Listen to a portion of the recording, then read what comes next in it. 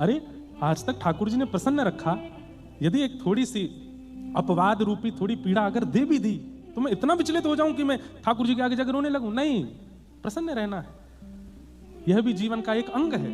दिया है ठाकुर जी ने, हर परिस्थिति को प्रसाद मान करके स्वीकार करो, और प्रसाद पाया जाता है, छोड़ा नहीं जाता, उसको स्वीकार करो। बंधुओं, ठाकुर जी कई बार विषम परिस्थिति देख करके परखते हैं आपको कि देखूं तो सही अब विचलित होगा कि नहीं। या ने पूरी दुनिया की कथा सुना दे, एक बार या की परीक्षा लेके तो देखो ये कैसी स्थिति में पास हुए फेल हुए, ये हम नहीं जानते, ये ठाकुर जी की जिम्मेवारी है।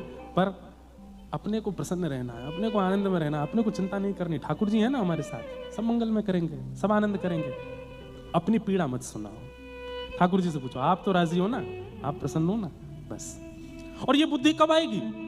जब आपके चित्त में ठाकुर जी के प्रति आनंद भावना, सत्य, चैतन्य और आनंद, ये तीसरी स्थिति हर भक्ति पथिक को अपने जीवन में लानी है। आनंद, चाहे जितनी पीड़ा में हो, गुरु और गोविंद के सामने जब जाओ तब नाचते हुए जाओ, तब उत्सव मनाते हुए जाओ, तब नृत्य करते हुए जाओ।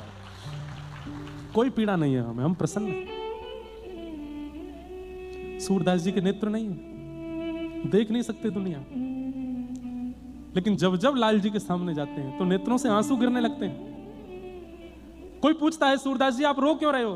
तो कहते हैं आज मेरो लाला बड़ो सुंदर लग रहा है, ऐसा सुंदर श्रृंगार करके बैठो है, ऐसी सुंदर पाग पहन रखी है, ऐसी सुंदर यानी माला पहनी है, ऐसी सुंदर पोशाक पहनी है, बड़ो सुंदर लग रहा है। अब वहां खड़ा हर व्यक्ति जानता है कि इनको दिखाई नहीं दे रहा, लेकिन ठाकुर जी को अपनी पीड़ा नहीं सुना रहे हैं। ठाकुर जी के आगे जाके भी कहते हैं ठाकुर जी आज आप बड़े सुंदर लग रहे हो, कोई की नजर नहीं लग जाए, ऐसे ही राजी रहो।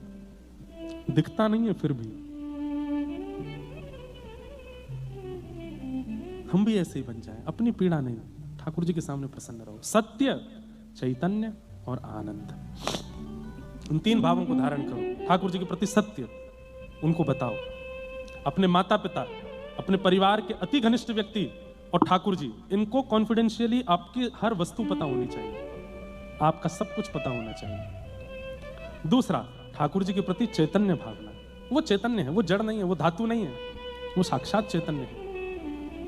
मैं एक बात कहता हूं कथा में, ठाकुर जी ऐसे ही क्यों बैठे? लड्डू गोपाल, नवनीत प्रियालाल, ये पंडरीनाथ भगवान ऐसे ही क्यों खड़े हैं? श्रीनाथ जी ऐसे ही क्यों हैं? ये हमारे साथ गेम खेल रहे हैं स्टैचू वाला।